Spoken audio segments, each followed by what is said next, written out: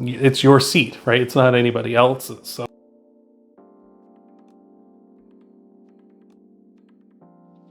hey there, Aries, and welcome to your week of November 15th, 2021 General Tarot reading. We're going to be looking at your energy coming into this week, some possible challenges and possible outcome cards for you. We're going to clarify all those cards and tie everything off with an oracle card at the end of the video, so you're going to want to stick around for all that. These are general readings though, Aries, so some, all, or none of this may resonate with you. If it does resonate, that's fantastic. If it doesn't resonate, or some of it resonates, it's just not your message or part of your message, so don't try to make something fit that doesn't. But without further ado, let's get into this, Aries. Let's see what we got. So we got you coming in as the Nine of Pentacles, the Eight of Swords, and the Ten of Wands. Interesting. So I feel like you've been working very hard lately here, Aries. Something's kind of been being very stressful on you at this time. With the Ten of Wands here, it represents like the weight of the world being on your shoulders.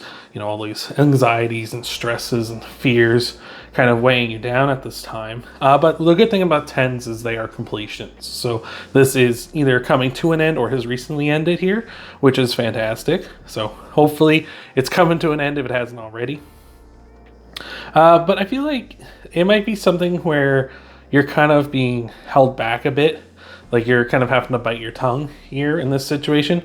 Like is kind of the message I'm getting here, where you see the Eight of Swords here represents self-imposed restrictions. So it might be a case where you might be dealing with someone or something where it's like you kind of want to speak your mind, or you want to say something to them or something about this situation, but you're trying to bite your tongue because it's like, I don't want to ruin something, or I don't want to hurt somebody's feelings, or I don't want to sour this relationship you might have going on with this person at this time. So I see it kind of holding back a bit, but I also can see it kind of as a good thing as well. For some of you, where it's like we have the Nine of Pentacles here, which represents you enjoying what you've worked so hard for, and finally kind of getting the time to kind of sit back, relax, and enjoy what you've done, like bask in your glory, right? And kind of just like rest on your laurels and kind of take a break here and just kind of take in and finally stop and smell the roses, that kind of a thing. And I feel like this might be a situation for a lot of you where you've been very disciplined at this time, and while it has been very stressful getting to this point, you are finally here, or at least coming up here very shortly, where you can rest and relax finally. So that's awesome. So let's take a look here and see what we got for you. We'll take all three of them, I guess, for your challenges here. We've got the Judgment card, the Emperor, and the Five of Cups here. So with the Emperor here, this could be Aries, an Aries you're dealing with. Aries you're dealing with. Jeez Louise. Aries, this is you. That's you, the Emperor. Oh my God. Don't mind me. It's been a long couple of days here recently for me. So, but we got the Emperor here. That's you, Aries. This with it being in your challenge position, it might be a situation where you feel like your authority and your power is kind of being at challenge here. You know, someone's trying to take you off your throne, so to speak. Or you might feel like you yourself are just questioning it. Like, am I as strong as I thought I was here at this time? But when you come up in your own reading, that's a good sign. That means you are strong. That means you are in a powerful position. And I feel like you are going to be getting through that. It's just a matter of getting rid of this weight here. You're dealing with the stresses and anxieties, getting that done and away with. And you are going to realize how strong you are here. We got the Judgment card here as well. That's maybe a little bit of fear commitment here. Maybe you're a little afraid that that this is going to be a situation back here where you might be stuck with it. Maybe you're afraid to commit to something because it might be you're just carrying this weight around all the time. It could be something like that, or it could be maybe you're just afraid that when it ends, it's going to be worse than it is. So you're kind of hesitant to kind of push the button and let's get this done and away with, right? But no, I feel like you are going to be in a strong position afterwards. Like it's got to be better than this, better than having that weight on you all the time, right? And we got the Five of Cups here as well. With it's in your challenge position, I always see this as you kind of being the person focusing too much on these three cups here that have been knocked over. I feel like when it's in your challenge position that you kind of got the blinders on, and you got to realize that there is other ways to do things, right? If you just turn around, there's these two cups here, but more importantly, there's this bridge that leads to this town in the distance, right? You're still going to get to where you're trying to go to. It's just maybe not the way you thought you would, but you got to kind of focus on, you know, the good, and focus on what is still here, and the fact that not everything's lost and you can rebuild and keep going, right? So I like that as well. So let's take a look at some possible outcome cards here for you, Aries. All right. Can't believe I flipped that up. Oh, geez. Like I say, it's been a long couple of days for me here.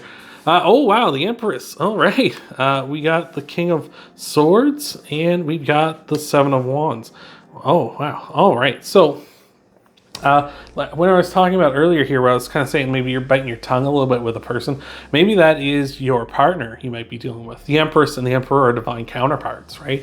So that's very strong. So for some of you, it might be that kind of a thing where you're kind of trying to not be rude or mean to your partner at this time, right? Even though this is kind of a situation where you're having a lot of stresses to deal with something, and it's very tenuous here at this time, or just a kind of hectic situation that nobody wants to be in.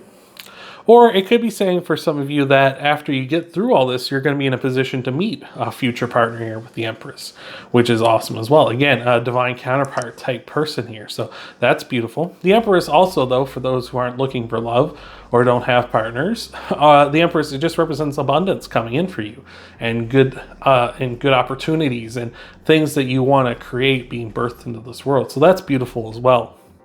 With the King of Swords here too, if you are, looking for new love, the King of Swords could be that kind of a person. Don't worry, it doesn't necessarily have to be a man if you're not interested in men. It's just energy.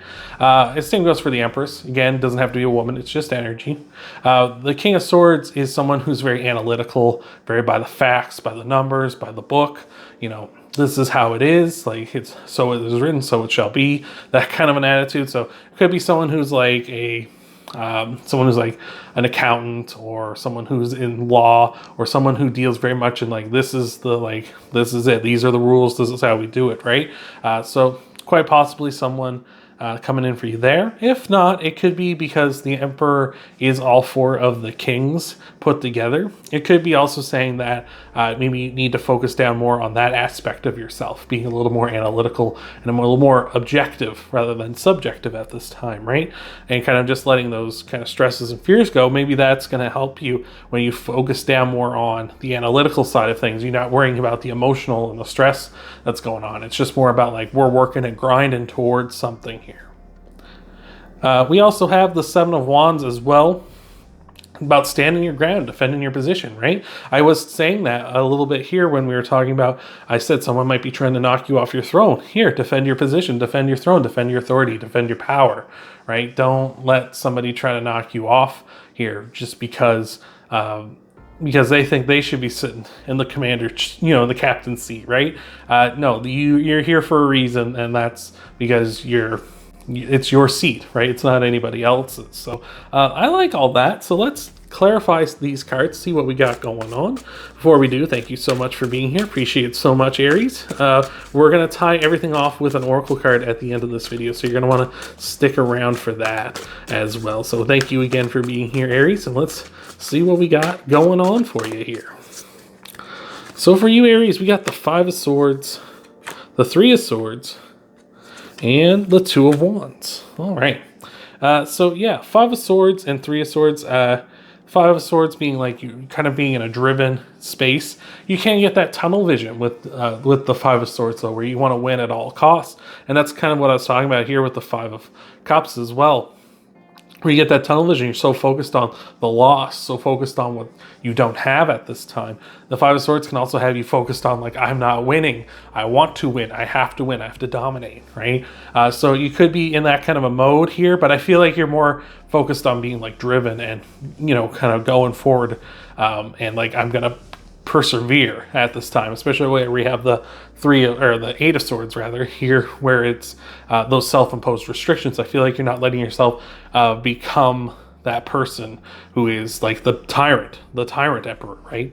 You're not being that in that kind of a mode. You're more focused in on being like, okay, I have to, like, I want to succeed and I'm driven and I need to succeed, but I'm not gonna, let it consume me, right? With the Three of Swords here, I feel like this is a time for you to be cutting out things that no longer serve you, and that weight we were talking about with the Ten of Wands under here, that can represent that. Like, we need to cut out those things that are stressing you out and that don't serve you anymore. They're doing harm to you. You need to cut that stuff out. So that's awesome.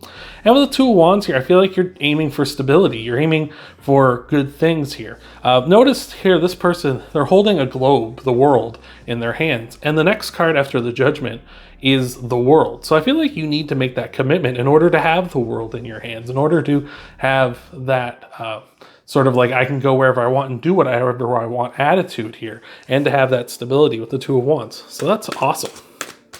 All right, let's take a look and clarify your challenge cards here as well, Aries. See what's going on there too. We got the Eight of Pentacles, the Chariot, and the Seven of Cups. All right. Okay.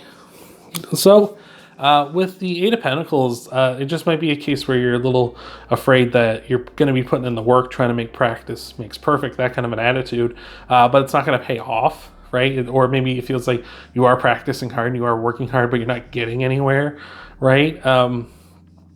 So yeah, you might be just putting the time in trying to succeed. Like we were talking about being driven here before, but it's just like, it's not improving the way you want it to. We're talking about here with the King of Swords, how the King of Swords is very analytical, right? The King of Swords very much just looks at things.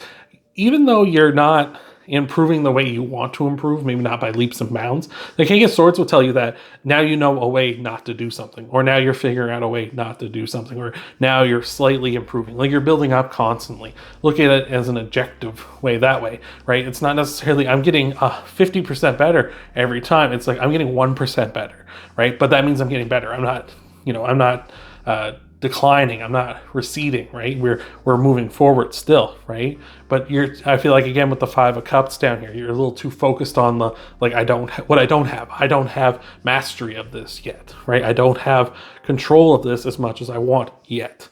And you're too focused on that.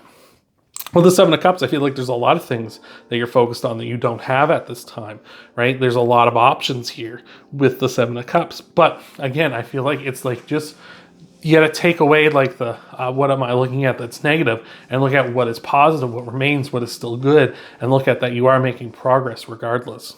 And with the Chariot card here as well, just not having that success that you want and things not moving as fast as you'd like. The Chariot is the fastest card in the deck. You'd like to be going as quickly as possible, but sometimes we do have to move at a snail's pace in order to accomplish those things that we want to achieve, right?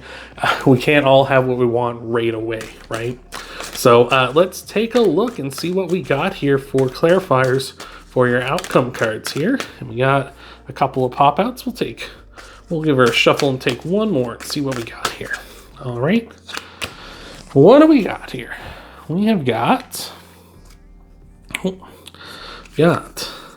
Ten of Cups, the Page of Swords, and the Five of Wands. Fantastic. So Ten of Cups, that's all your dreams coming true, right? The Ten of Cups is your dream home, your dream partner, your dream family, dream job, all that good stuff. All those things coming true. And I love that that's coming out while we have both the Emperor and the Empress out, where I was mentioning love for some of you. So I feel like that's like your relationship going to the next level for some of you, or for those who don't have a partner. Yeah, definitely a divine counterpart coming in here sometime in the future, which is beautiful. I think once you get things sorted through and you kind of get your head on straight, it's funny how when we focus on things that aren't necessarily the thing we want in our lives, and then we kind of turn our focus and focus on something else, how that kind of stuff just takes care of itself, right? If you sit down and you're like, oh, I want love and I want a relationship and stuff, and you're so focused on it, but then like other stuff starts coming together, like your business or your job or whatever, all of a sudden things start going good there. But then if you shift your focus over to that and you're trying to make that go good, then sometimes love just kind of comes in for you, surprisingly. So I love that. With the Page of Swords here as well, I feel like if you you have someone in mind, like if you know there's someone that you feel like might be this Empress for you, you need to reach out and communicate with them with the Page of Swords here, right? Or you need to at least start trying to clarify what that person looks like to you. What does your divine counterpart look like? You know, and not just like, not in a physical sense, of course, because physical attraction is important, but what I'm talking about more so is like, what are the qualities and things that they have that I really want, right? And not just like the surface level stuff. I want like deep down. What is this person look like for me, right? Are they a type of person who is, you know, dependable, right? Are they a type of person that's good with money? Are they a type of person that's, you know, this, that, or the other? Like, try to find what that is if you don't know already. But if you do have an idea of who this person is, start reaching out, trying to make some contacts with some people. And with the Five of Wands here as well, I feel like self-improvement is needed as well. I feel like this might be a big step for a lot of you. It might be a little bit more in your shell sort of thing, and you want to reach out. Maybe that's what you've been working on, is you're trying to work on coming out of your shell a bit here, Aries. Oddly enough, we got the sign of Cancer, the Chariot card in your reading. Cancer, the crab. So, you know, coming out of your shell might be a thing for you. Maybe that's the problem here. Maybe that's what you're trying to work on with this Eight of Pentacles. It's very difficult for you to kind of reach out to people and get to know people, and you're quite shy. And there's nothing wrong with that, but you got to know that that does hold you back a bit when it comes to like making new connections too. So let's take a look at your Oracle card and tie this all off here. Aries, see what we got going on for you. Oh my Lord, we got cards flipping and jiving all over the place. But thank you for making it this far with me, Aries. I appreciate it so much. Hopefully some of this or all of it is resonating and helping you out. All right, so let's see what we got. Got the Dolphin Spirit. This and that are true. Yeah, it can be true that you, like, contradictory things can be true, right? This and that can be true. So it can be a case where it's like you want love and you know who, or you know, you have a feeling who your divine counterpart is and you hit it off so well with them. But it can also be true that, you know, maybe you're unaware of that they're interested in you, right? It can be that kind of a thing where it's like, oh, I feel like we hit it off and the chemistry's so good and stuff. But like you might be sitting there being like, but they'd never like me. But in the meantime, they might also be thinking the same thing about you. They might be saying, hey, like, I really like this. Yeah, I really like Aries, and we get along good, and the chemistry is great, but they probably don't like me, right? And you could both be thinking that this and that can be true. So it might be a case where one of you just got to reach out, and like Aries, you're the one hearing this message. Why not you, right? Why not Zoidberg? You know, go for that message, because look, this is going to be beautiful here. It's just going to be improvements and good things going on for you. The King of Swords, we're talking about how he's analytical. And he can be analytical in love, right? He's going to say, you miss 100% of the shots you don't take, right? Like, that's what Wayne Gretzky says. But, like, you know, if you don't take a shot, then you're going to miss every time, right? Like, you know, like if this person is just waiting for you to take a shot, but they're too shy, and you're waiting for them to take a shot, but you're too shy, like, you know, it's all going to go downhill from there. So just reach out, man. Just got to reach out. So if you want to help out the channel, Aries, you can leave a like down below. Let YouTube know that you like the content. You can subscribe if you're not already subscribed to the channel. That way you can find me easier to see more videos. You can, of course, always check out your Sun, Moon, Rising, and Venus sign videos too after this one, Aries. Thank you again for being here, and I hope to see you in the next video.